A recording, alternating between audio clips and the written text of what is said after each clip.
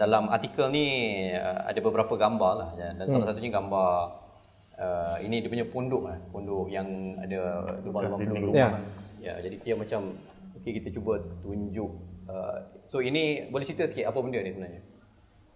Engkau boleh cerita benda tu, Hisham boleh cerita, sebab aku kat cerita benda. Kalau cerita. Kau punya artikel.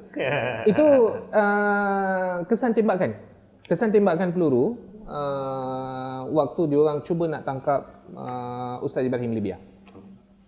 Yang itu. Dan ini ada di pondok. Ada di pondok dan masih lagi ada. Dan dia sebenarnya bukan ni banyak lagi kan. Banyak lagi kesan dia. Setiap belah dinding ada. Dan bukan sekadar tu, depan rumah dia pun ada satu signboard besar yang berkata Rumah Bersejarah Peristiwa Memali Asy-Syahid Ustaz Ibrahim Libya. Maknanya bukannya sekadar memori yang orang simpan dalam hati atau dalam kepala, tapi juga memang diraikan, memang diraikan dan present. Peristiwa tu tak pernah keluar daripada masyarakat kawasan situlah. Tepi jalan je signboard ni, bukannya ceruk pun. Tepi jalan besar kan? Tepi jalan besar. And then bila, maknanya macam masa kita jumpa Solehah tu, bila dia keluarkan poster yang senarai nama orang yang terkorban, macam dia dah ready dah benda tu, ada kat situ. And then dia boleh keluarkan, kalau dalam gambar ni ada tunjuk gas canister yang polis tembak masuk ke dalam rumah. So aku sendiri terkejut lah benda ni dah 35 tahun lepas dia simpan benda tu. Bila dia bercakap je, dia boleh terus grab, bukan disimpan dalam laci, bukan disimpan dalam store, sentiasa ada dekat dengan dia. Dan aku tengok dia bercerita non-stop macam benda tu baru jadi semalam. Tapi bila dia buat macam tu, aku rasa macam benda tu dah lama terkumpul. Dan bila dia buka cerita, dia floodgate terbuka, dia macam air tu mengalir deras. Dan dia pun cakap kan, sebenarnya kalau makcik nak cerita ni sampai lepas asar pun dia boleh cerita lagi. Dia kata kita terpaksa stop kan dia. Cuma satu, mungkin sebagai orang yang pengamat dan belajar tentang gender, kalau kita tengok kertas putih, kita tengok dokumentari, semuanya suara orang lelaki-lelaki. Jadi suara perempuan, suara orang yang paling dekat dengan Ustaz Ibrahim, yang macam aku cakap tidur sebantal, yang tahu Ustaz Ibrahim ni luar dan dalam, tak pernah di-highlight langsung. Tapi selain daripada faktor keintiman tu, kenapa penting untuk kita bawa ke depan suara-suara wanita? Sebab pengalaman perempuan tak sama dengan pengalaman lelaki. Aku tak boleh bercerita tentang perempuan. Aku boleh secara teori bercerita tentang perempuan, aku akan rasa shock sendiri. Tapi apa yang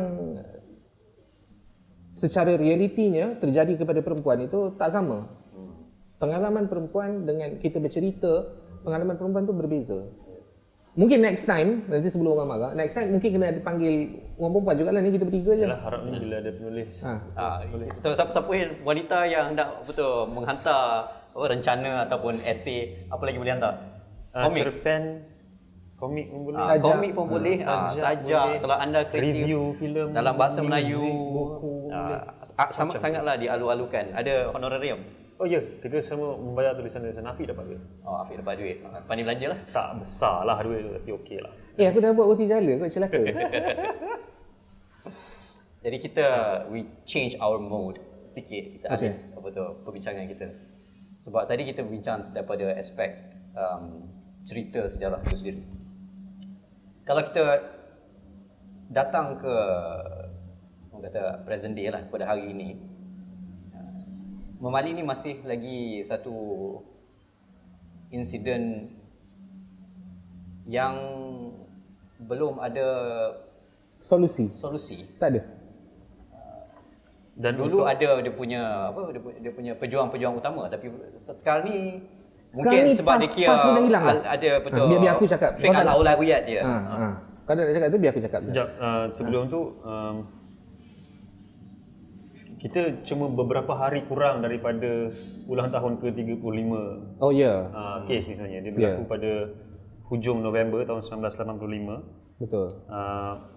Tarikh dia 19 November je. 19 November. So kita kurang 2 hari je. Kurang 2 hari daripada sebelum hari memperingati peristiwa Mali. Kali ke 35. 5. Berbalik kepada soalan. Soalan kau betul. Sebelum kau jawab lagi, sebab Setiap kali tanya Kita ni nak mengata, aku nak mengata pasnya tak sebab sama. macam kita nak luaskan sikit kita punya kita punya perbincangan tu supaya bukannya terlibat pada satu parti sahaja. politik sahaja sebab banyak insiden peristiwa-peristiwa yang lain seperti peristiwa sivil ada RCI kan? Ada RCI, CEO Bangkok, ada RCI. Dan itu kekejaman yang clear, yang kita nampak. Tapi benda-benda lain macam Highland Towers, itu kesalahan-kesalahan pemerintah juga. Highland Towers, kematian dalam tahanan polis. Banyak sebenarnya benda. Tahanan tak sah. Orang hilang. Pastor Co. Sampai sekarang tak ada apa. Tak ada apa yang jadi. Kenapa? Jawab. Sebab ni Kau lawyer kan? tak, sebab tak ada siapa nak melawan. Suara orang kecil ni didiamkan. Jadi didiamkan dengan apa? Nombor satu, media rasa ini bukan tanggungjawab dia dan mungkin ada benda yang dia nak kena protect, ada kepentingan tertentu.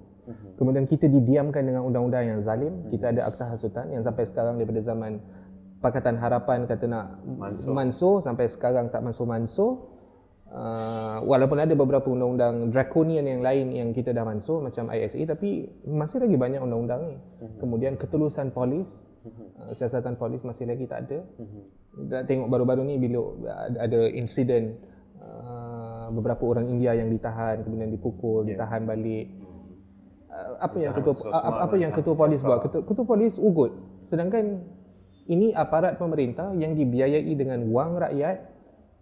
Sepatutnya tugas dia melindungi rakyat, tapi akhirnya dia jadi macam gangster dan tak ada siapa yang nak kawal dia. Sebab tu kita minta IPCMC, sebab tu kita minta dimansuhkan undang-undang yang draconian, yang zalim ni. Kita minta dimansuhkan SUSMA, kita minta dimansuhkan Akta Hasutan.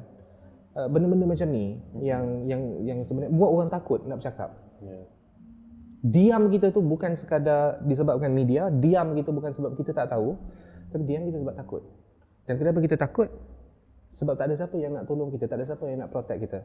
Ada orang yang duduk dalam position untuk buat benda tu tapi tak buat. Dan kita sentiasa rasa dia menjadi kawan kita lagi.